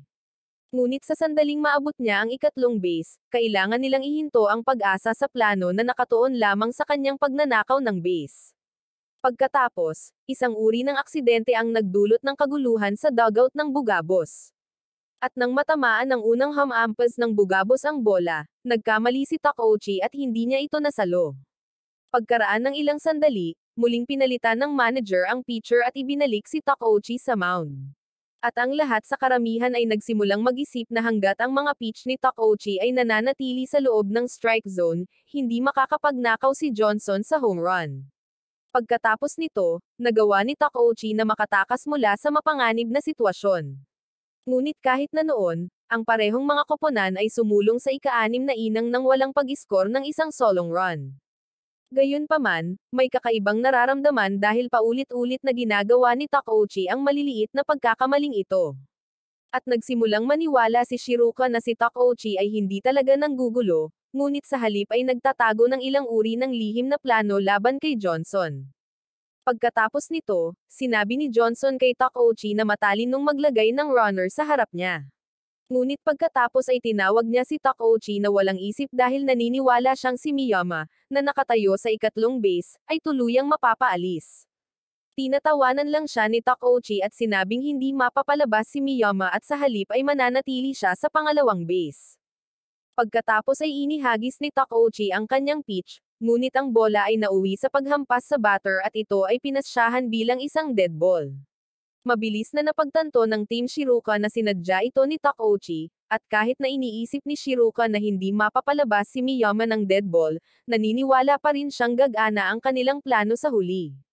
Sa kabilang banda, tinipon ni Takeuchi ang lahat ng mga manlalaro at sinabi sa koponan ni Shiruka na tinawag niya sila upang ilipat ang kanilang mga posisyon sa pagtatanggol. Pagkatapos ay nagbigay siya ng senyales at ipinaliwanag sa kanyang mga kasamahan na mula ngayon ay magdedepensa na rin sila sa infield. Ito ang ultimate defense strategy ni Takeuchi, na tinatawag niyang 9-player infield. Naniniwala si Takeuchi na ito ang tanging paraan upang ihinto ang bilis ni Johnson at gawing ganap na walang silbi ang kanyang pagtakbo. Sa kabilang banda, nagtataka ang may-ari kung napagtanto ni Takeuchi kung gaano karaming milyong yen ang mawawala sa kanya kapag napunta ang bola sa outfield. Samantala, ipinaliwanag ni Takeuchi sa koponan ni Shiruka na sa Okinawa, dati siyang naglalaro ng isang laro na tinatawag na one-outs. Ang panuntunan ay simple, ito ay labanan sa pagitan ng batter at pitcher, at kung ang batter ay lumakad, nataman ng pitch, or kumonekta sa bola, siya ang mananalo. Pagkatapos ay sinabi ni Takeuchi na sa 500 laro na kanyang nilaro, wala ni isang batter ang nakatama ng outfield fly ball laban sa kanyang mga pitch. Pagkatapos, humakbang ang batter na si Meshima, ngunit ang kanyang buong katawan ay naninigas at nanginginig dahil sa presyon ng pagharap kay Takeuchi. Inihagis ni Takeuchi ang bola at kahit papaano ay nataman ito ni Meshima. Gamulong ang bola patungo sa gitnang field, ngunit mabilis itong kinuha ng fielder at itinapon sa home base at na-out si Meshima. Ang laro ay pagkatapos ay papasok sa ikawalong inang na walang mga run na naitala, at sinadya ni Takeuchi ang isa pang dead ball, na lalong nagpagalit sa buong koponan ni Shiruka. Napansin ng mga komentarista na nahihirapan na naman ang batang lineup ng Bugabos. Para pigilan si Takeuchi sa pag-pitch patungo sa mga ankle ng mga right-handed batters, inilipat ni manager Shiruka ang lahat ng batters pagkatapos ni Johnson sa left-handed. Sa kabilang panig, ang 1 bilyong yen na parusa ni Takeuchi ay biglang na-cancel, at nabunyag na niloko niya ang may-ari. Sa wakas, ang laro ay umabot sa ika-9 na inang, at si Takeuchi ay muling humakbang papunta sa mound. Sinabi niya sa lahat na ipagtatanggol niya ang mga base na may parehong diskarte sa 9-player infield dahil kung ang ibang koponan ay maka-score ng kahit isang run, matatapos ang laro. Pagkatapos, bumalik si Takeuchi sa mound at nag-set up ng parehong 9 na manlalaro sa infield defense. Sinabi niya sa batter na sa ganoong uri ng pag-iisip, haantong lang siya sa double play. Ipinaliwanag ni Takeuchi na kung magkakaroon ng double play, walang mga out at base na na-load ang magiging 2 out kung saan ang mga runner sa pangalawa at pangatlo. Ang batter ay napailing, hindi nakuha ang 2 sunod-sunod na fastball, at nang muling maghagis si Takeuchi, siya ay nag-strike out sa ikatlong pagkakataon. Sa panunood nito, napagtanto ng manager na si Shiruka na ginagamit ni Takeuchi ang kanyang matatalas na salita para guluhin ang ulo ng batter at kusa silang mag-overthink. Ang manager ng lakayan ay tapat na aso ng may-ari ng Saikyo. Kahit na siya ay isang kakilakilabot na tagapamahala, pinananatili niya ang trabaho dahil palagi niyang sinusunod ang mga utos ng Saikyo. Ngayon ay pagkakataon na ng Bugabos na magbat na may 2 out at isang runner sa una. Sa pagkakataong ito, nataman ng kanilang batter ang bola at sinundan ito ng fielder ng Lycans. Ngunit ang manager na may hawak na telepono dahil tumatawag ang may-ari ay biglang ipinalit si Takeuchi bilang pitcher, dahil lamang sa inutusan ito ni Saikawa. Walang ideya ang manager tungkol sa lihim na 1 ounce na kontrata sa pagitan ng may-ari at Takeuchi. Gayunpaman, nagsisimula siyang makapansin ng kakaiba sa tuwing may runner sa ikatlong base. Lagi siyang inuutusan ng may-ari na ilagay si Takeuchi sa mound. Sa kabila nito, mahusay na pinangangasiwaan ni Takeuchi ang sitwasyon, nag-strike ng isa pang batter bago bumalik sa kanyang upuan. Ang manager, na ganap na Nenas, ay nagsimulang mag-alala kay Takeuchi at kahit na nagtanong kung si Takeuchi ay may anumang pagpaslang na layunin sa kanya. Ngunit tumugon lang si Takeuchi na hindi niya talaga tinatangkilik ang lahat ng pagpapahalagang nakukuha niya. Sa ilalim ng ika-11 inang, ang Bugabos ay muling nakakuha ng malaking pagkakataon na may 2 out at ang base ay puno na. Kaya, bumalik si Takeuchi sa mound. Samantala, sa wakas ay may napagtanto ang may-ari at ang kanyang assistant. Sa tuwing ipinapadala si Takeuchi, hindi lamang nauubos ang pitching change, ngunit kapag bumalik siya upang ipagtanggol ang unang base, binibilang din ito bilang pagbabago ng infielder. Ibig sabihin, hindi lang ang 8 pitcher ang ginagamit, actually lahat ng 25 players sa dugout. Lumalabas na upang palakasin ang depensa, pinalitan ng manager ang 3 outfielder ng mga infielder at ngayon ay maaari nang mag-pitch si Takeuchi hanggang sa dulo. Pagkatapos, tinawagan ng may-ari ang tagapamahala upang itulak ang isa pang masamang pamamaraan, ngunit sa pagkakataong ito ay nag-aalangan ang tagapamahala dahil talagang gusto niyang manalo sa larong ito. Pagkatapos ay bumalik si Takeuchi sa mound na determinadong mag-pitch hanggang sa pinakadulo. Nang may ganap na kontrol, ina-out niya ang lahat ng tatlong batter sa pagkakasunod-sunod, hindi pinapayagan ang isang runner sa base. Pagkatapos nito, lumapit si Johnson upang magbat at sinimulan niyang gawing galitin si Takeuchi sa pamamagitan ng pagsasabi na kung talagang gusto ni Takeuchi na i-lock ang kanyang malaking sandali, dapat ay hinayaan niya ang ika-9 na batter sa huling inang at hayaan siyang makabuo ng 2 out.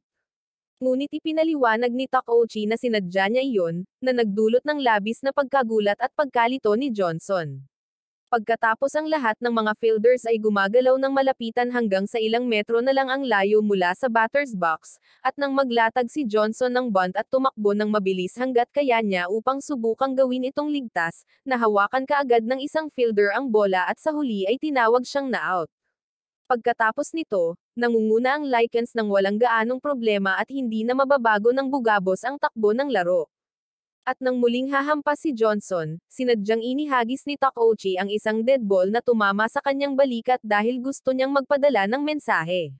Mula sa puntong iyon, ginugugol ni Takeuchi ang natitirang bahagi ng laban upang sirain ang bawat bahagi ng laro ni Johnson upang patunayan na walang anumang nakakatakot sa kanya sa lahat hindi ang kanyang mga kasanayan sa paghampas at kahit na ang kanyang bilis sa pagtakbo. Sa huli, nanalo ang mga Lycans sa laban sa iskor na 1-0. At kasama niyan, inaabot din nila ng 2-1 ang buong serye laban sa Bugabos. Kinabukasan, lumabas ang Team Lycans upang ipagdiwang ang kanilang tagumpay. At ipinaliwanag ni Takeuchi sa lahat na ipinahiwatig ni Shiruka ang kahinaang ito sa simula pa lang nang sabihin niyang si Johnson ang pinakamabilis na base runner sa mundo. Pagkatapos ng laro, naghanap si Takeuchi ng impormasyon tungkol sa pinakamabilis na mananakbo sa mundo, si Joe Kerrigan, na nagsabi na ang mas mababang kalamnan ng katawan ng tao ay hindi kayang mapanatili ang pinakamataas na anyo sa buong 10 segundo ng 100 meters run.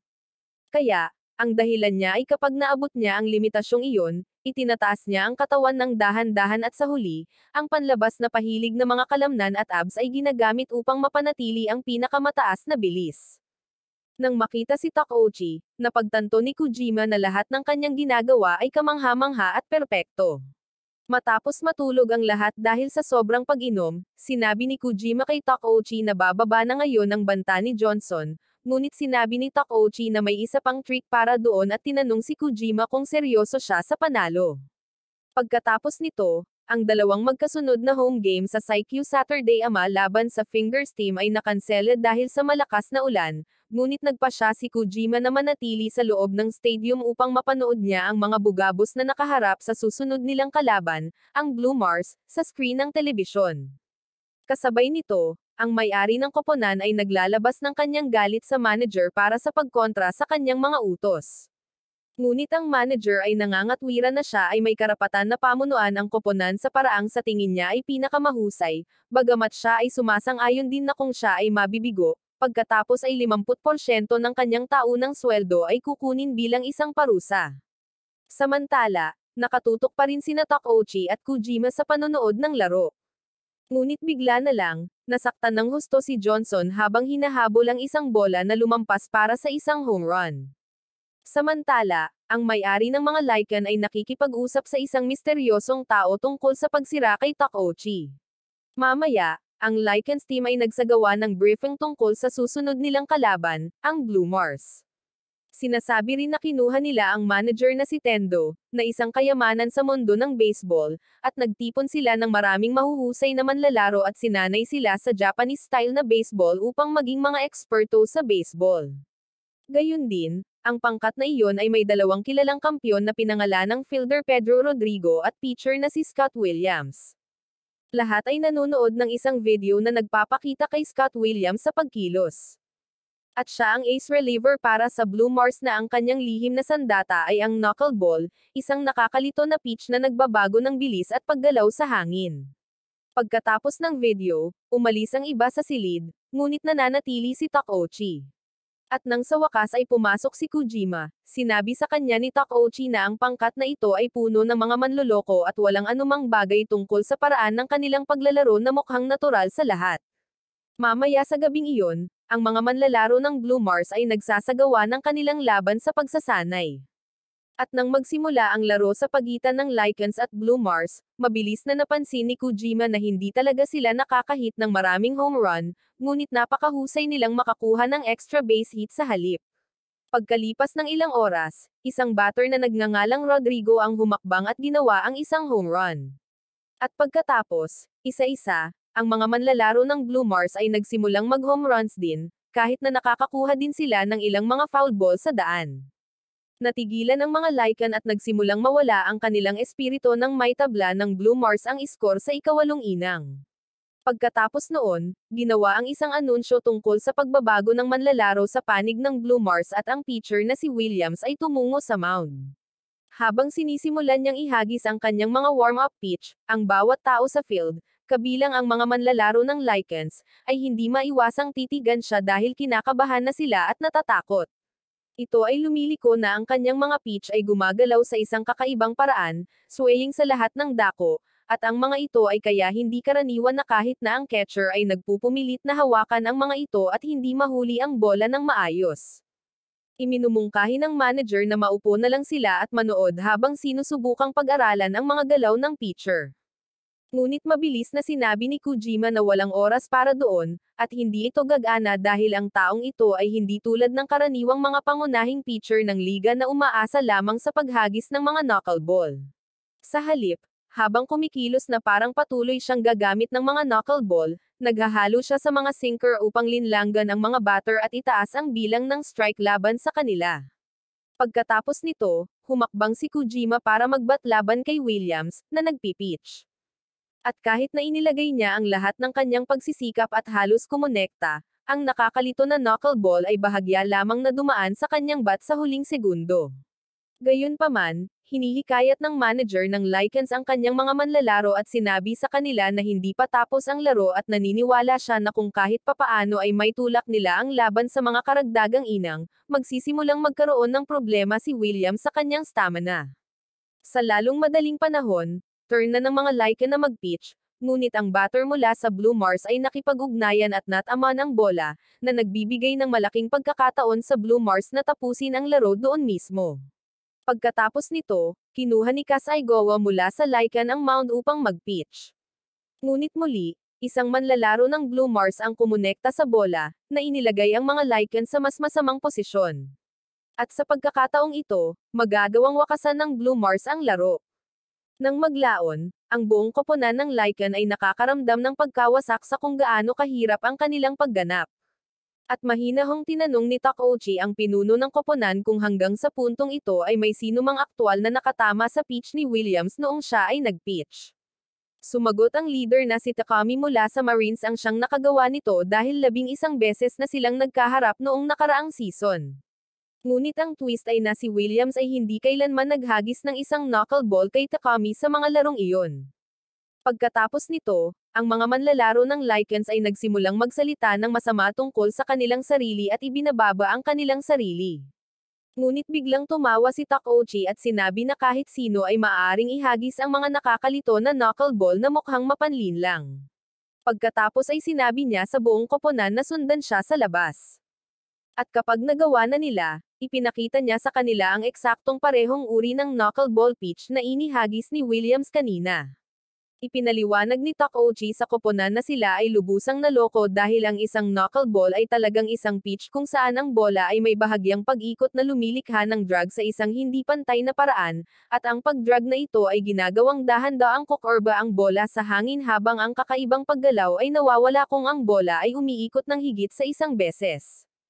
Pagkatapos ay tinanong niya ang iba kung bakit hindi kailanman nag-abala si Williams na maghagis ng anumang mga knuckleball kapag nakaharap kay Takami mula sa mga Marines, at sumagot sila na ito ay dahil hindi maaaring makipagsapalaran si Williams na hayaang mapansin ni Takami ang katotohanan na ang kanyang mga pitch ay talagang umiikot sa hangin. Matapos marinig ito, ang ilan sa mga manlalaro ay nagsimulang suriin ang bola ng mas malapit, at nakikita nila ang maliliit na marka sa ibabaw na mukhang mga gasgas or mga bakas ng kuko. At kaagad, napagtanto nila na ang maliit na nakatagong trick na ito ay ang tunay na sikreto sa likod kung paano gumagana ang knuckleball. Ipinaliwanag din ni Takeuchi sa lahat na iniiwasan ni Williams ang trick laban kay Takami dahil kung sinubukan niya ito doon, mahuhuli ka agad. Ngunit ngayon ay malaya niyang ginagamit ang panlilinlang laban sa kanila nang walang pagpipigil. Ngunit sa susunod na araw, ang ikalawang laro ay magsisimula kay Namana na kinuha ang mound bilang panimulang pitcher para sa Blue Mars at Mitsui na unang nag-pitch para sa Lycans. Kahit na dinurog ng husto ang mga Lycans sa laban kahapon, mukhang masayahin at punong-puno pa rin ng enerhiya ang koponan dahil hinihikayat sila ni Takeuchi sa kanyang mga salita. Sa unang inang, mahusay na gumanap ang mga Lycans batters habang nagbibigay ng senyales si manager Miharu para sa susunod na hitter na maglatag ng bunt. Ngunit kapag ang pitcher ay gumawa ng kanyang paghagis at ang batter ay sinubukang i-bunt ang bola, ang pitcher ay mabilis na nag-react at gumawa ng isang malakas na paglalaro na nakakakuha ng batter out kaagad. Nang ang pang-apat na hamampas, si Kojima, ay lumapit sa bat, si Miharu ay nagbigay ng isang pambihirang tanda para sa isang pag-ataking laro. At si Tomioka, na nasa base na, ay biglang tumakbo bago pa man maghagis ang pitcher. Ngunit napansin ito kaagad ng pitcher at mabilis na binago ang kanyang plano na ihagis patungo sa pangalawang base. Pagkatapos ng sandaling iyon, ang iba pang mga Lycans batters ay sunod-sunod na bumababa hanggang sa matapos ang inang. Pagkatapos ay ang turn na ng Lycans sa pag-pitch. At sa sandaling magpadala sila ng isang throw, hinampas ng Blue Mars batter ang bola para sa isang home run. At sa parehong inang na iyon, ang Blue Mars batting lineup ay patuloy na kumukonekta sa mga sunod-sunod na hit, nagmamarka ng sunod-sunod na runs habang iniiwan ang isang runner na ligtas na nakatayo sa unang base. Sa kabilang banda, nasisiraan na ng bait si manager Miharu dahil second inning pa lang at nahuhuli na ang team ng 5 full run na lalong nagpapanik sa kanya.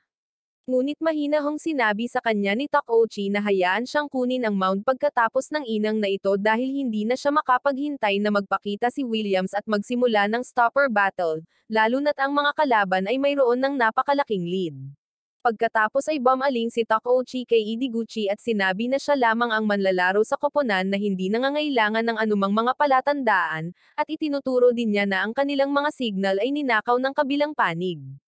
Ipinaliwanag din ni Takeuchi na napakahinala nang pumasok si Williams bilang reliever sa laro kahapon dahil kadalasan ay hindi ipinapadala ang relief pitcher sa mga sitwasyon kung saan ang laban ay posibleng mapunta sa mga karagdagang inang.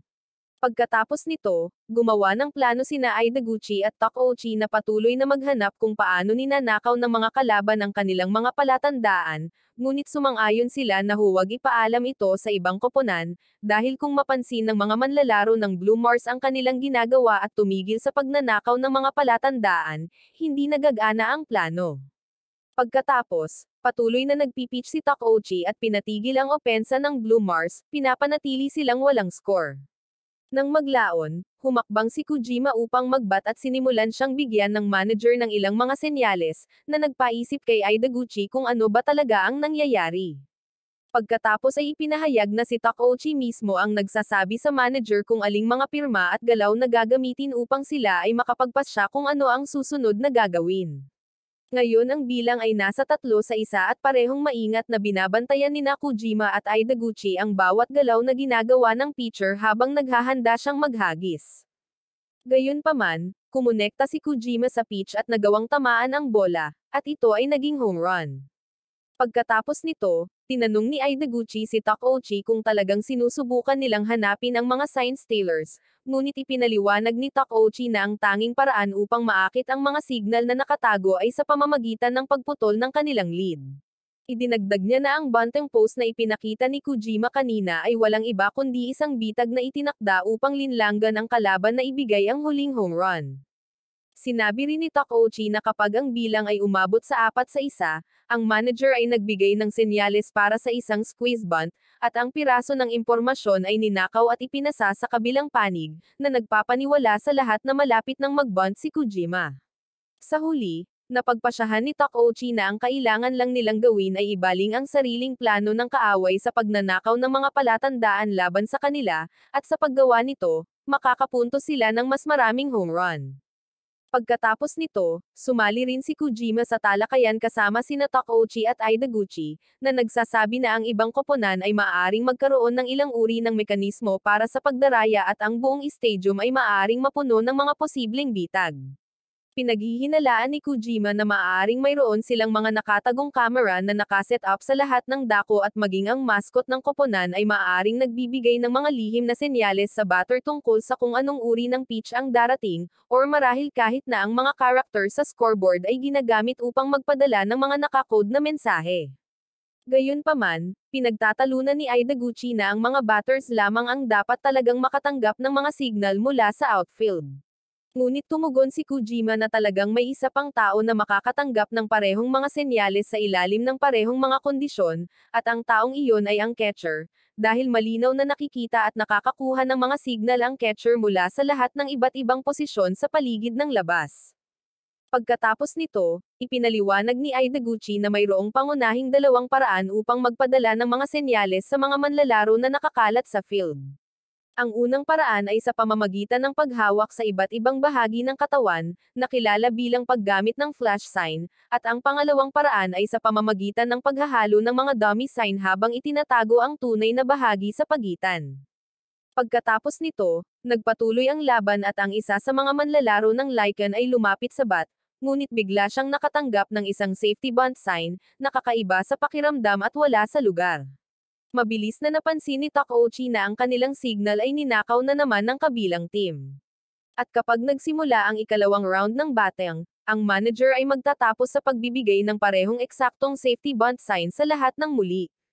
Pagkatapos nito, ang batter ay naglalatag ng isang bunt at ang bola ay bumaba sa harap mismo ng ikatlong baseman, na nagpapahintulot sa fielder na makuha ito ng madali, at ang batter ay tuluyang lumabas.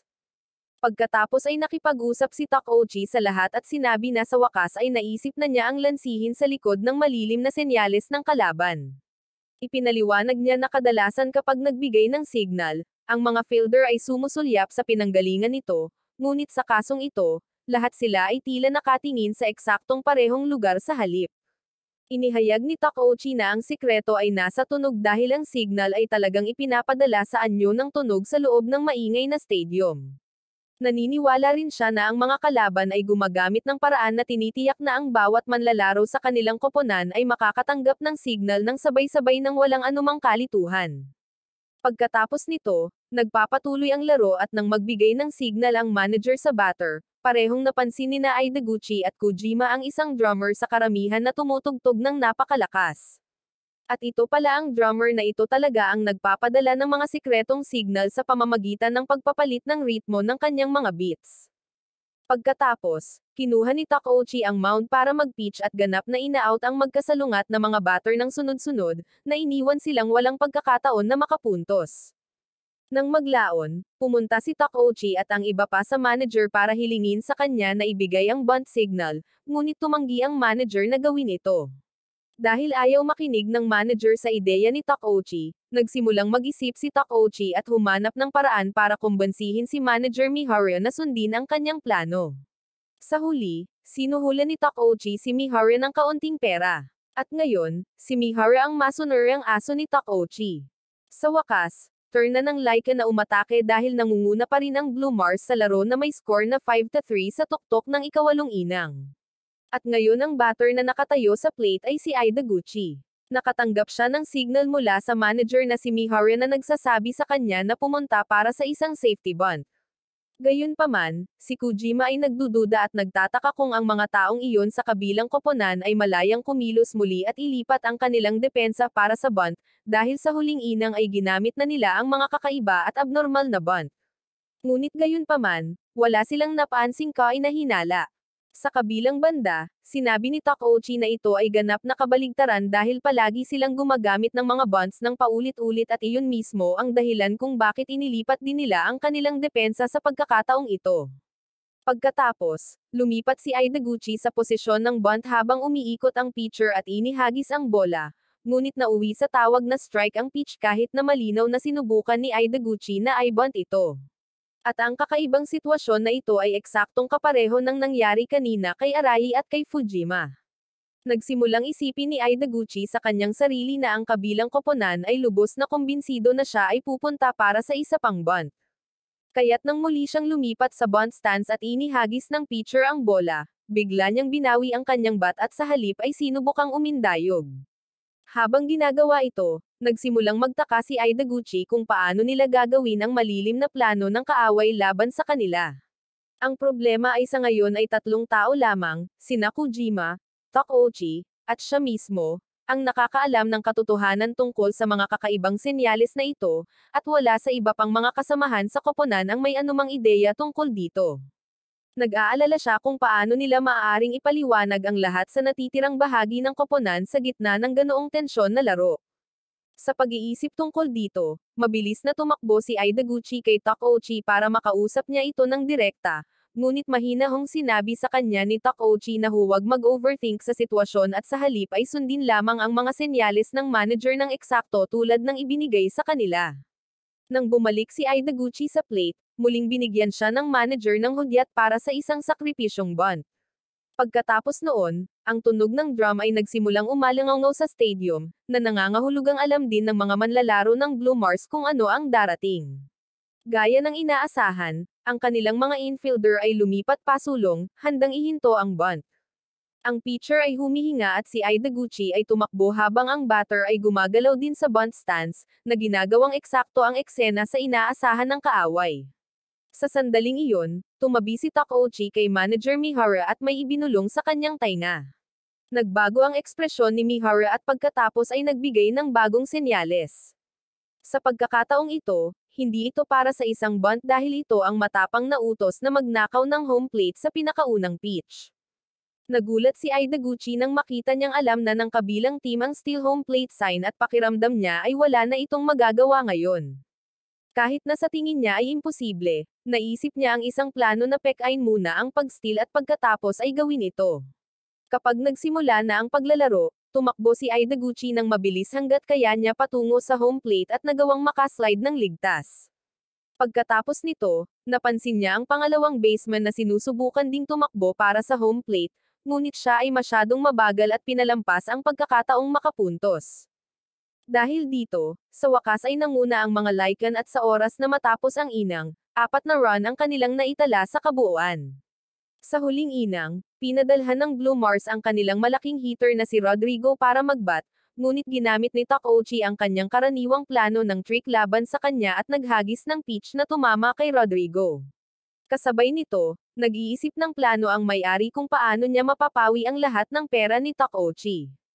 Dumating ang susunod na araw at ito na ang ikatlong laro ng serye at pakiramdam ni Aidaguchi, dahil nanalo sila kahapon, kailangan nilang manalo muli ngayon at patunayan sa mga manloloko na iyon kung anong klaseng team sila. Pagkatapos ay nagsalita si Takeuchi at sinabi na dapat nilang subukang baguhin ang mga palatandaan, na nag-aalala kay Kojima dahil sa tingin niya ay magiging isang malaking problema kung malalaman ng buong koponan na ang kanilang mga palatandaan ay ninakaw. Ngunit si Takeuchi ay mukhang hindi nababagabag sa lahat at sa halip ay nagmumungkahi ng isang bagong plano, na nagsasabi sa kanila na maaari nilang gamitin ang numero ng jersey ng batter bilang paraan upang iset up ang pattern ng pag-sign. Ipinaliwanag din ni Takeuchi na kapag sila ay nasa pag-atake, dapat gamitin ng mga manlalaro ang numero ng jersey ng kanilang batter upang magpas siya sa sign. At kapag sila ay nasa depensa, dapat din silang umasa sa numero ng jersey ng kanilang batter upang maitakda ang pattern. Pagkatapos nito, sa wakas ay magsisimula ang ikatlong laro sa unang paghampas ng mga Lycan. Ngunit kapag ito na ang kanilang turn sa pitch, ang rookie na si Ishiyama ay ipinadala upang magsimula sa mound. Bago maganap ang ikatlong inang, sinasadya ni Takeuchi na hindi gumamit ng bagong sign system na siya mismo ang nagmungkahi, na itinatago ito sa ibang pagkakataon. Patuloy ang laban sa Blue Mars Batang at talagang nagsimula silang maglaro ng napakahusay. At sa oras na ang ibaba ng ika-4 na inang ay dumating, ang Blue Mars ay may malaking pagkakataon na manguna. Nang humakbang si Rodrigo para magbat, hinagisan siya ng pitcher ng Lycan ng strike sa una. Ngunit sa ikalawang pitch, nagawa ni Rodrigo na kumonekta at matamaan ang bola, ngumingiti pagkatapos sa paraang hindi mapalagay at hindi komportable si Aidaguchi, na parang may hindi tama tungkol sa hit na iyon. Nagsisimulang mag-isip si Aidaguchi kung paano madaling mahulaan ni Rodrigo ang mga pitch dahil alam niyang walang paraan na malalaman ni Rodrigo ang kanilang bagong sistema ng signal, na nangangahulugang mayroong ibang paraan na ginagamit niya. Pagkatapos ng pag-iisip na iyon, ang pitcher ay naghagis ng isa pang ball, at muli ay nahulaan ito ni Rodrigo ng tama at hinahayaan itong dumaan ng hindi umiindayog. Kapag tinawag ang timeout, mabilis na tumakbo si Idaguchi kay Kojima at Takeuchi at sinabihan sila kaagad na ang kanilang mga palatandaan ay tiyak na ninakaw. Pagkatapos nito, ni-reset ng team ang lahat pabalik sa pattern 1, at ang laro ay magsisimulang umusad muli.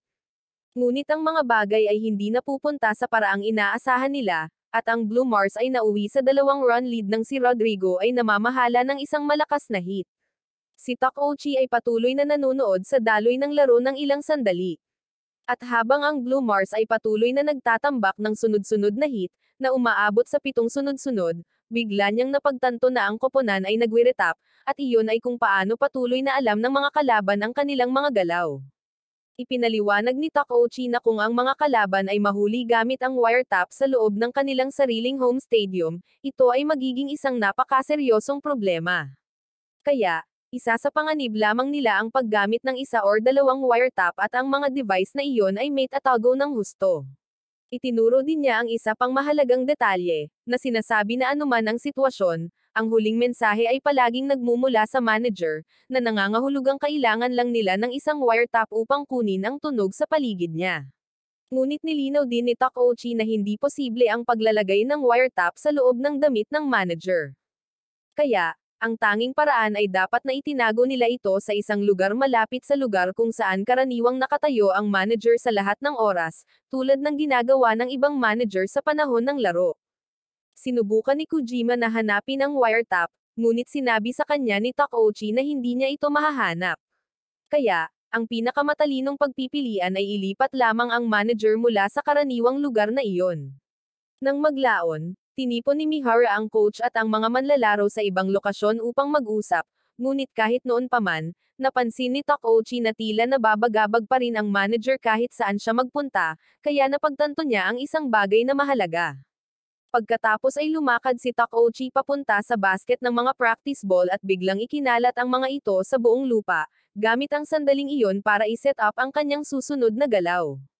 Pagkatapos gawin ito, ipinaalam niya sa koponan ang tungkol sa bagong pagbabago sa pattern ng pag-sign. At pagkatapos noon, ang mga Lycans ay nagsimulang maglaro na parang mga ganap na baliw, na nag-aaklas at ina-out ang bawat solong Blue Mars batter na nang ahas na humakbang laban sa kanila. Nagsisimulang napagtanto ni Kojima na maaaring may isang taong malapit sa manager ang aktwal na nagdadala ng wiretap sa kanilang paligid. Ngunit mabilis na ipinaliwanag ni Takeuchi na ang tunay na dahilan ay mas simple dahil ang lugar kung saan palaging nakatayo ang manager ay ilang metro lamang ang layo mula sa kung saan karaniwang tumutuloy ang mga ballboy. Kaya naman sinadya ni Takeuchi na ikinalat ang lahat ng practice balls kanina, dahil gusto niyang pilitin ang mga ballboy na lumayo sa lugar na iyon. Kasabay nito, ang manager ng Blue Mars ay abala sa pagbibigay ng mga tagubilin sa kanyang mga manlalaro pagkatapos makinig sa lahat ng bagay na kinuha sa pamamagitan ng mga nakatagong wiretaps. Matapos ang pagtuklas na ito, sa wakas ay tumuntong si Takeuchi sa mound upang mag-pitch laban kay Rodrigo. At buong kumpiyansa, sinabi niya sa kanya na tatapusin niya siya gamit lamang ang 3 pitch. Pagkatapos nito, nagawa ng mga Lycan na bawasan ang lead mula sa 7 run hanggang 3 na lang. At mabilis na sinabihan ng manager ng Blue Mars ang kanyang team na maghanda para sa isang sakripisyo bunt pagkatapos marinig ang mga palatandaan sa pamamagitan ng wiretap. Ngunit sa halip, ginulat ng Lycan batter ang lahat sa pamamagitan ng pag-swing para sa hit and run shot. Hindi maaaring payagan ng manager ng Blue Mars na masayang ang kanyang lihim na sistema ng panluloko dahil tulad ng dati, ginagamit na niya ito mula pa ng palihim na naglagay ang kanyang may-ari ng mga nakatagong device sa paligid ng New Mars Stadium habang ginagawa pa ito, na tinitiyak na palaging may kalamangan ang team. Pagbabalik sa kasalukuyan, isang pabaya na manlalaro mula sa Lycan ang biglang nagreklamo sa manager na napakahirap makita ang mga sliding sign dahil patuloy na tinatakpan ng kanyang kamay si Takeuchi. At nang marinig ito ni Kojima at ng iba pa, agad nilang napagtanto na malapit na niyang sirain ang kanilang buong plano. Pagkatapos nito, ang mga Lycan ay umiskor ng 2 sunod na runs, ngunit ang kanilang momentum ay bumagal kaagad pagkatapos at ang kanilang mga batter ay na-shutdown at nakakakuha lamang ng isa pang run sa susunod na inang. Sa ilalim na kalahati ng inang na iyon, si Takeuchi ay humakbang pabalik sa mound upang mag-pitch. At kahit na mataas ang pressure, hindi niya pinahihintulutan ang isang solong run na may score, na nagpapadala sa parehong mga koponan sa huling inang na ang score ay nasa 7-5. Nang turn na ng Blue Mars, bumalik si William sa mound para mag-pitch. At gaya ng dati, umaasa siya sa kanyang knuckleball. At sa pagkakataong ito ay dumapo bilang isang strike dahil ang umpires ay hindi man lang kumikilos upang umindayog. Pagkatapos ay lumapit si Kojima sa plate at sa isang malakas na pag-indayog, hinampes niya ang bola ng napakalakas na diretso itong lumipad palabas ng stadium para sa isang home run. Pagkatapos ni Kojima, turn na ni Takeuchi sa bat at karamihan sa mga taong nanunood ay naniniwala na makikigulo lang siya nang hindi ito sineryoso. Dalawang magkasunod na strike si Takeuchi, ngunit kapag nabato ang isang sinker ball, nagawa niyang manatiling buhay sa pamamagitan ng pagtama ng ilang foul. Maingat na nagmamasid si Kojima at nagsimulang isipin na sinasadya ni Takeuchi ang fouling dahil malinaw na naghihintay siya ng pagkakataong humarap sa isang knuckleball.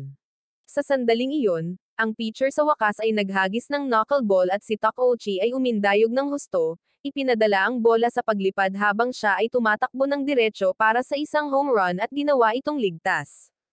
Pagkatapos noon, pinapanatili ni Takeuchi ang pressure sa pamamagitan ng pagtakbo muli upang magnakaw ng pangalawang base, at madali niyang naabot ito nang hindi nahuhuli. Pagkatapos nito, nagsimulang tumawa si Takeuchi at tinutuya si William, na nagbibiro na ang kanyang knuckleball ay tulad ng isang malakas na machine gun, ngunit ang taong naghahadges nito ay ganap na malamaya.